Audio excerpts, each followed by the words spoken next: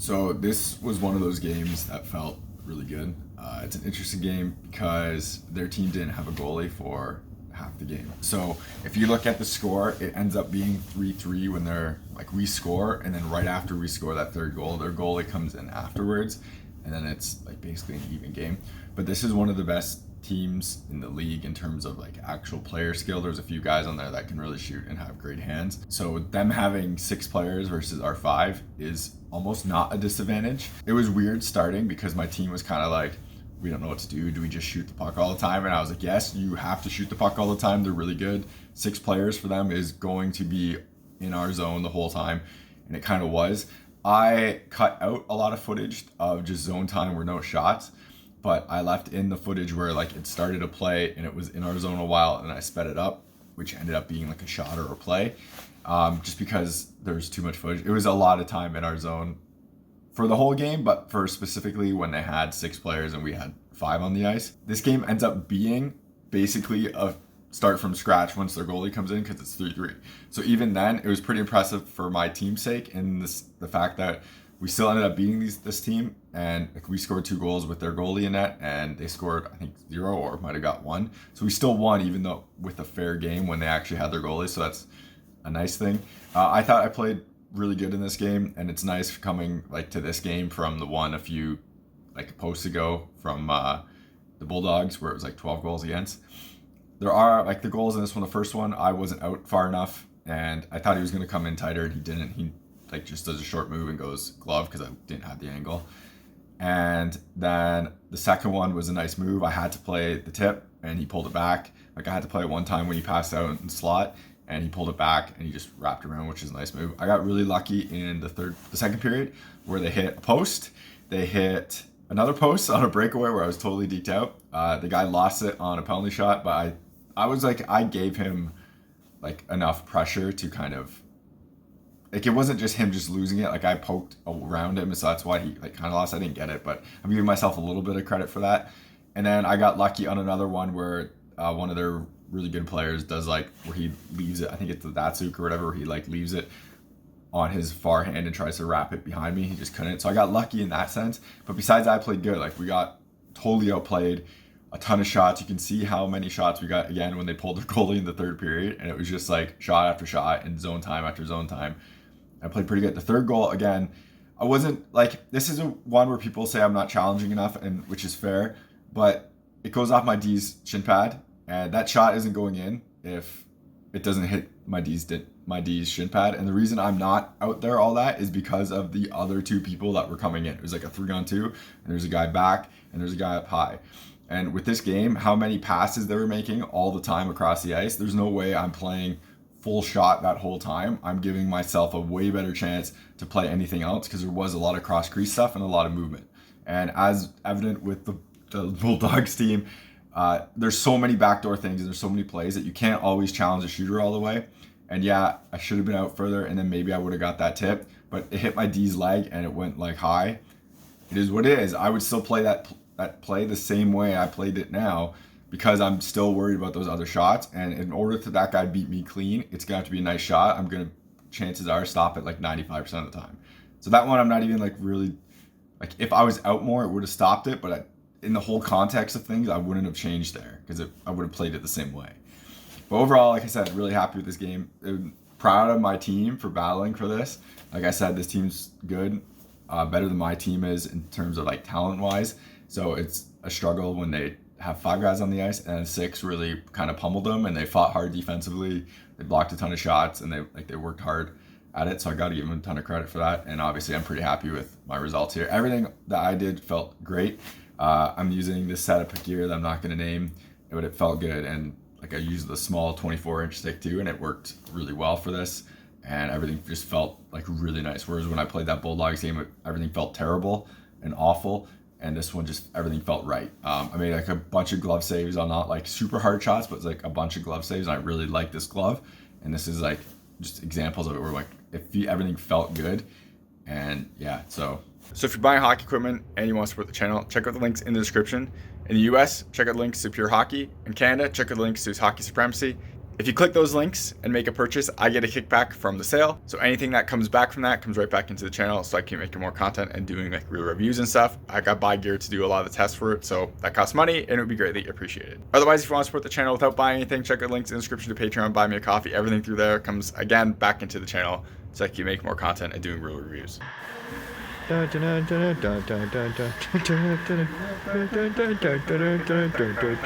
Y'all ready for this?